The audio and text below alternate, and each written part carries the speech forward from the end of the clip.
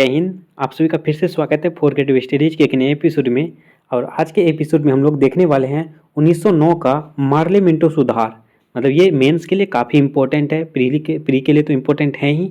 देखिए मेंस में भी क्या हो रहा है लगातार में पिछले 2 सालों में आप देखोगे, एक साल आपको पूछा गया था 1858 का अधिनियम, उसके बाद दूसरे ईयर का पूछा गया था आपको 1892 का, है ना। तो अधिनियम से भी अब सवाल बनाए जा रहे हैं। तो हम लोग क्या करेंगे, जो इम्पोर्टेंट अधिनियम है एक एक करके उसको भी कंप्लीट करेंगे। जैसे कि अभी हम लोग आईआर यानी कि इंटरनेशनल रिलेशंस को हम लोग देख रहे हैं, और इसके साथ साथ हम लोग इसको भी देखते चलेंगे, है ना, क्योंकि हम लोग इनको भी देखना होगा, क्योंकि ये भी एग्जाम के लिए बहुत ही इंपॉर्टेंट होगा। तो हम लोग आज के सेशन में क्या देखने वाले हैं, 1909 का मार्ले मिंटो सुधार, है ना। इसको हम लोग पूरा अच्छे से मेंस के कैसे पॉइंट ऑफ व्यू से कैसे लिख सकते हैं, क्या लिखना है, क्या क्या दर्शाना है, इन तमाम बिंदुओं को हम लोग दर्शाए हैं और इसको अच्छे से समझेंगे और आप इस तरह से आंसर लिख सकते हो। इसमें हम लोग देखेंगे इसकी क्या भूमिकाएं हैं, क्या विशेषताएं हैं, उसके बाद इसकी आलोचना भी करेंगे, आलोचना के साथ साथ इसका क्या महत्व था ये भी हम लोग दर्शाएंगे, है ना। काफ़ी इंपॉर्टेंट होगा। तो चलिए सेशन को स्टार्ट करते हैं, है ना। तो चलिए सबसे पहली बात देखिए, इसकी भूमिका को हम लोग क्या लिख सकते हैं, कैसे लिख सकते हैं। एक मैंने एक झलक दिया है, आप इस तरह से लिख सकते हो, है ना।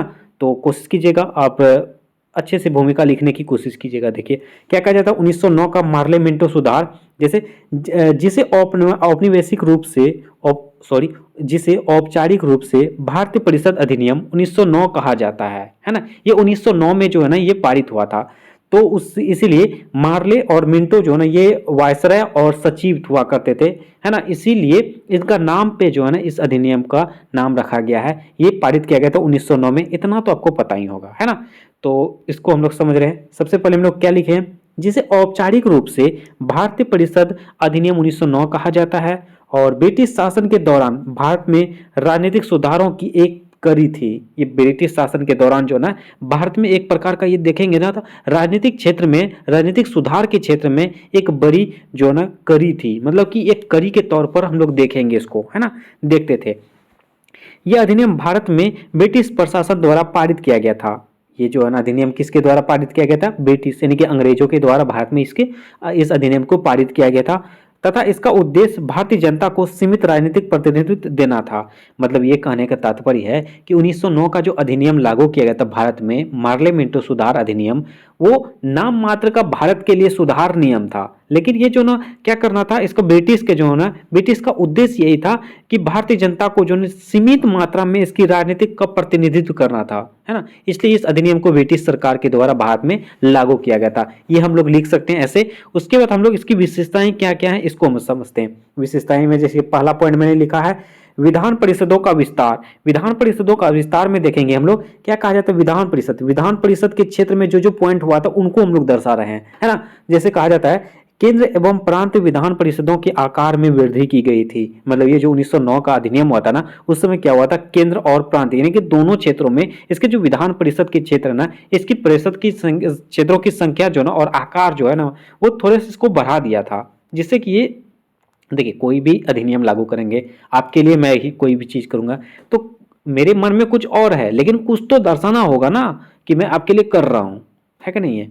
तो ये बातें हैं। तो केंद्र और प्रांत विधान परिषदों के आकार में क्या किया था, वृद्धि किया था। उसके बाद केंद्र विधान परिषद में सदस्यों की संख्या का 16 से बढ़ाकर कितना कर दिया, 60 कर दी गई, है ना। केंद्र विधान परिषदों में इसकी सदस्यों की संख्या कितना कर दी, 16 से कितना कर दी, 60 कर दी। उसी प्रकार प्रांत विधान परिषदों में भी सदस्य संख्या बढ़ा दी गई। मतलब ये आप देखोगे विधान परिषदों के विस्तार में जो है ना ये पॉइंट हुए हैं, जिसमें केंद्र और प्रांत विधान परिषदों में इसकी आकार को क्या गया, वृद्धि की गई है। इसके साथ साथ केंद्र विधान परिषद में सदस्यों की संख्या 16 से 60 कर दी। उसके बाद प्रांत विधान परिषदों में भी इसकी सदस्यों की संख्या की गई बढ़ोतरी कर रही।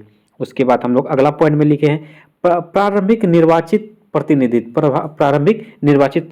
के तौर पर देखिए, ये पहली बार भारतीयों को विधान परिषदों में चुनाव द्वारा प्रतिनिधित्व का अधिकार दिया गया था। यानी कि इससे पहले विधान परिषद का जो चुनाव होता था वो भारत इसमें शामिल नहीं हुआ करते, प्रतिनिधित्व के तौर पर यह शामिल नहीं होता था, इसका अधिकार नहीं हुआ करता था। ये अधिनियम के माध्यम से इस अधिनियम इसमें जो चुनाव द्वारा क्या हुआ, इसके प्रतिनिधित्व का अधिकार दिया गया, है ना। उसी प्रकार कहा जाता है, हालांकि यह अधिकार सीमित और विशेष वर्गों तक ही सीमित था। मतलब ये भारत के प्रत्येक नागरिक के लिए नहीं था, ये सीमित लोगों तक के लिए ही था, जो अच्छे खासे मतलब उच्च वर्ग के थे या उच्च वर्ग के थे या इसके पास जिसके पास अधिकार ज़्यादा थे, मतलब उनके पास ही ये सीमित कर दिया था, मतलब आम जनता तक ये अधिकार नहीं था। ये भी हम लोग दर्शाएंगे, है ना? तो इसमें आपको देखिए, आपको दिखने में लगता होगा कि ये कितना शॉर्ट में लिखा है, लेकिन ये इतना कम शब्दों में इतनी बेहतर तरीके से आपको लिखा गया है, क्योंकि ये सब सवाल आपको लगभग 8 से 7 नंबर के सवाल में पूछे जाएंगे। मैंने एक ही चीज़ में कम शब्दों में बेहतर तरीके से आपको दिखाने मतलब कि बातों को समझाने के लिए लिखा है ना? तो इसको आप लिख सकते हैं। संप्रदाय आधारित निर्वाचन। संप्रदाय आधारित निर्वाचन क्या कहा जाता है? इस अधिनियम ने संप्रदाय आधारित पृथक निर्वाचन प्रणाली की शुरुआत की, जिससे मुसलमानों को अलग निर्वाचन मंडल दिया गया, है ना? इस अधिनियम के माध्यम से जो ना जो क्या हुआ था, मुस्लिम लीग एक अलग निर्वाचन मंडल की मांग कर रहा था, तो इसी अधिनियम के माध्यम से जो है इसको एक अलग निर्वाचन मंडल का जो ना दे दिया था, किसको? मुसलमानों को। उसी प्रकार यह कदम भारतीय समाज में सांप्रदायिक विभाजन को बढ़ाने के लिए उद्देश्य को उठाया गया था। और विधेयकों की भूमिका में क्या देखेंगे? भारतीयों को परिषदों में वाद विवाद, प्रश्न पूछने और बजट पर चर्चा का अधिकार दिया गया। मतलब ये विधेयकों की भूमिका क्या दिया गई थी? इसमें आप जैसे देखोगे, कोई भी वाद विवाद हो उसमें आप हस्तक्षेप कर सकते हो, रोक सकते हो, टोक सकते हो। इसके बाद कोई भी सवाल पूछ सकते हो कि जैसे मान के चलो मुझसे आप पूछ सकते हो कि सर ये क्यों करवा रहे हैं, ये कराओ, वो कराओ, करवा सकते हो। उसी प्रकार हम लोग भी वहाँ अपना प्रश्न पूछ सकते थे कि आप इस अधिनियम को क्यों लाए हैं, है ना? ये सब चीज़ें पूछने की अधिकार हम लोग को मिल गया था, विधेयकों को मिल गया था। और इसके बाद सबसे पहली इंपॉर्टेंट बात है बजट। बजट के जो चर्चा ना इसी अधिनियम के माध्यम से शुरू हुआ था, है ना? ये भी काफी चर्चा में हो जाएगा, इससे संबंधित सवाल बनाए जाएंगे आपको बजट से, क्योंकि अब देखोगे तो अभी बजट चर्चा में है और अपना बिहार से संबंधित है ना? तो उसको हम लोग इग्नोर नहीं करेंगे, वो भी हम लोग टॉपिक एक एक करके कवर करेंगे, है ओके। चलिए, हालांकि उनका कार्यकारी परिषद में निर्णयों पर कोई प्रभाव नहीं, ठीक है।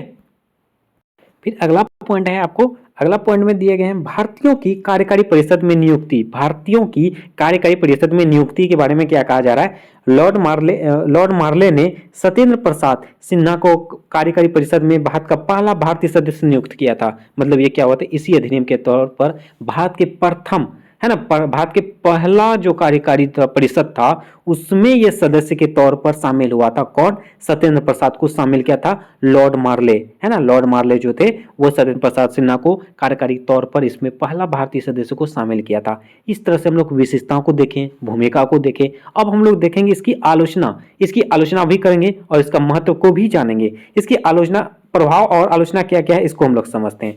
सबसे पहला प्रभाव और आलोचना देखिए, यह अधिनियम भारतीय राष्ट्र आंदोलन के नेताओं को स्पष्ट नहीं कर सका। मतलब ये अधिनियम जो है ना भारतीय राष्ट्र आंदोलन की जो है नेताओं को स्पष्ट नहीं कर सका। भाई तू करना क्या चाहता है? कुछ दे रहे हो, कुछ सीमित कर रहे हो, मतलब अच्छी तरीके से दो ना, देना है तो दो, नहीं तो मत दो।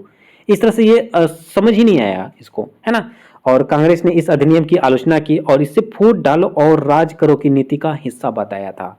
कांग्रेस के द्वारा ये कहा गया कि ये जो है ना आपकी मैं आलोचना करता हूं और मैं इसे कहता हूं फूट डालो और राज करो की नीति का एक हिस्सा के तौर पर इसको संबोधित किया, है ना?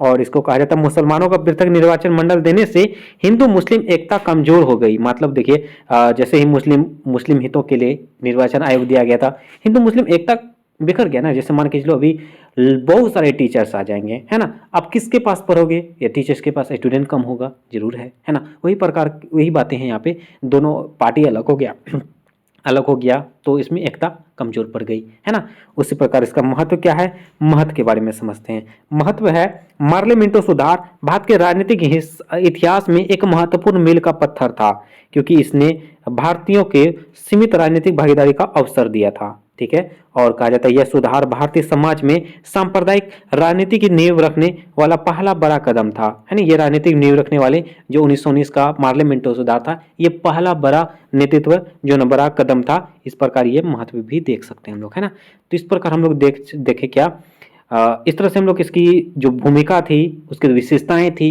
आलोचना, भूमिका हो गया, प्रभाव हो गया, उसके महत्व हो गया, ये सब पॉइंट को हम लोग देखें। देखिए कितना छोटा सेशन में आपको लगभग जितने शब्दों में सवाल बनाए जाएंगे उतने सवाल हम लोग लगभग बनाए रहे। देखिए मैंने आपको एक्स्ट्रा शब्द दिया ताकि आपको जो ना इनमें से कुछ शब्द भूल भी जाओगे तो कोई दिक्कत नहीं। एक आध पॉइंट आप मान के चलो ये पॉइंट बोल गए तो कोई दिक्कत की बात नहीं है। तो आप ज़्यादा पढ़ के रहेंगे तो वहाँ आपको अच्छे तरीके से लिख सकते हैं। तो इस तरह से हम लोग का ये जो टॉपिक था कंप्लीट हुआ, है ना, 1919 का, सॉरी 1909 का, सॉरी। इसके बाद हम लोग 1919 का भी देखेंगे, वो भी इंपॉर्टेंट होगा, है ना। तो इसी प्रकार हम लोग एक एक करके सब कुछ देखेंगे। मोस्ट इंपॉर्टेंट टॉपिक्स को हम लोग कवर करते चलेंगे, जो एग्जाम के पॉइंट ऑफ व्यू से काफ़ी इंपॉर्टेंट होगा। तो इस तरह से हम लोग का आज का सेशन कंप्लीट हुआ। हम लोग इसी तरह से छोटे छोटे सेशन लाके आपका सिलेबस को कंप्लीट कर देंगे, ठीक है। तो आज के सेशन में बस इतना ही रहने देंगे। उम्मीद करता हूँ आज के सेशन से आपको काफ़ी कुछ सीखने को मिला होगा और बहुत कुछ देखने जानने को मिला होगा और बहुत ज़्यादा फायदा साबित हुआ होगा। और एक निवेदन है, जो भी चैनल में पहली बार आए हैं और चैनल को सब्सक्राइब नहीं किए तो प्लीज़ चैनल को सब्सक्राइब जरूर कर लीजिएगा और बेल आइकन को जरूर हिट कीजिएगा। सेशन अच्छा लगे तो लाइक जरूर कीजिएगा, कमेंट के माध्यम से अपना क्लास का रिव्यू जरूर दीजिएगा और अपने दोस्तों को भी ज़्यादा से ज़्यादा शेयर कीजिए। चलिए मिलते हैं नेक्स्ट सेशन में, तब तक के लिए थैंक यू, जय हिंद।